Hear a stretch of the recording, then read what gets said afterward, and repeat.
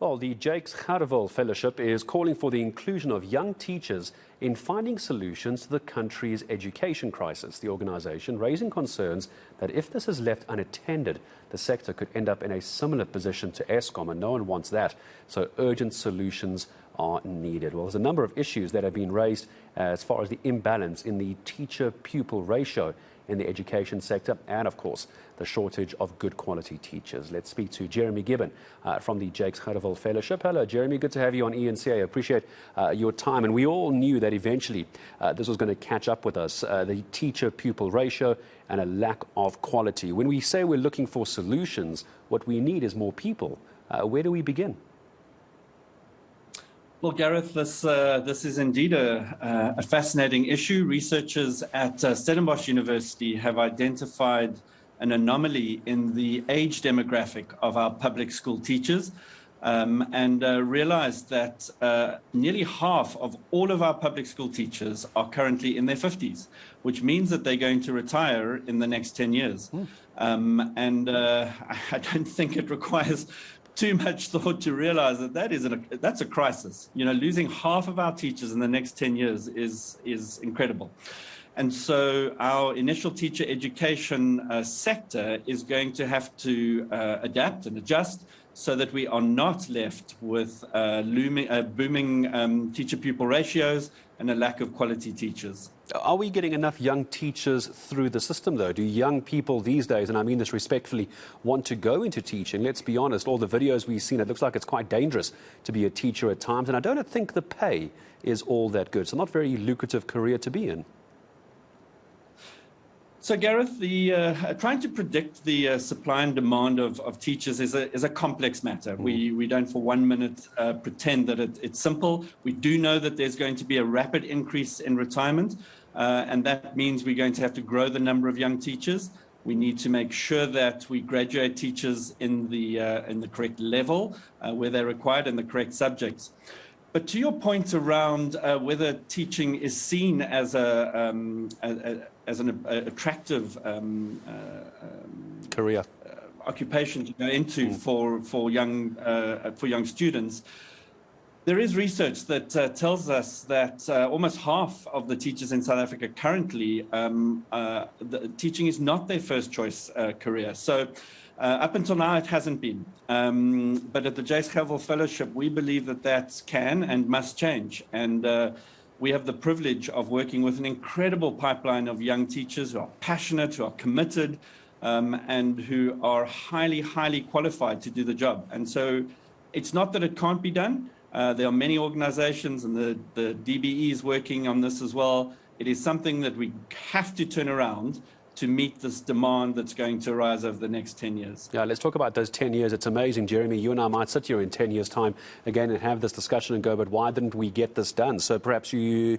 just unpack for me maybe the one big issue that, along with yourselves and those other NGOs and DBE, are working on. There must be one starting point where we can begin. Well, Gareth, there are a number of different things that need to happen all at the same time. And Jakes Gerwel Fellowship is playing a small role in that. We believe that we're able to promote what's called a learnership model. So graduates are able to complete a distance PGCE while studying in a school and learning from other great teachers how to become a teacher themselves. And Jakes Gerwel Fellowship then have developed a 2-year newly qualified teacher program to support teachers in their first 2 years of teaching, because we know that is the point of inflection.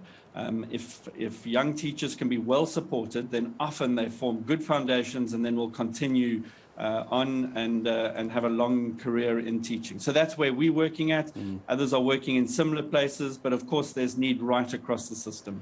I mean, how bad could this be when we start comparing it as far as the education sector to what we're seeing with Eskom, when the lights literally go out? The last thing we need is lights going out as far as education is concerned. We know how low the pass rates are, and that's not even to talk about maths and science from a quality perspective, Jeremy. Yeah. Gareth, absolutely. And, you know, I feel that this is a very personal issue for me. I'm sure it's a personal issue for every other parent, caregiver, guardian in this country. We want the very best teachers in our schools. We don't want somebody who's choosing it as a second career, somebody who couldn't get into another degree. And so this can be a huge crisis. There's no doubt about it. We're going to have huge retirements, but it can also be a once-in-a-generation opportunity for us to make a dramatic systemic shift in our education system. And those opportunities don't come along all the time. And I believe that if we all collaborate, all the stakeholders, in terms of developing the teacher graduate programs, making sure that we get the right people to become teachers, training them well, and then supporting them as they do this important work in schools, we can not only keep the lights on, but we can blow the lights out. Let's keep the lights on and blow the lights out. I enjoy that, Jeremy. Let's also talk about the level of teaching we're looking at, not necessarily the quality. You just addressed that issue for me. Where's the biggest pinch point? Are we talking high school or primary school? I'm by no means an educational expert, but I imagine if you get this wrong at the primary school level, high school is not going to be much fun, never mind university. No, absolutely, Gareth. You spot on there. Once again, predicting the demand is not easy. So far, the data that we've seen coming out shows that the retirement wave is going to hit reasonably equally across different sectors. But we also know that the growth in the foundation phase is critical. And so that is an area where young new teachers need to be very well trained, particularly in literacy and numeracy areas, so that a firm foundation can be laid. The shortage is currently through the system at high school level. There most definitely remain shortages in the STEM subjects, science, maths, etc., but also in the African languages. Crucial need there. So our plan is to work closely with national and provincial governments. They are developing demand models so that we know what kinds of teachers at what levels with what subject specializations need to graduate.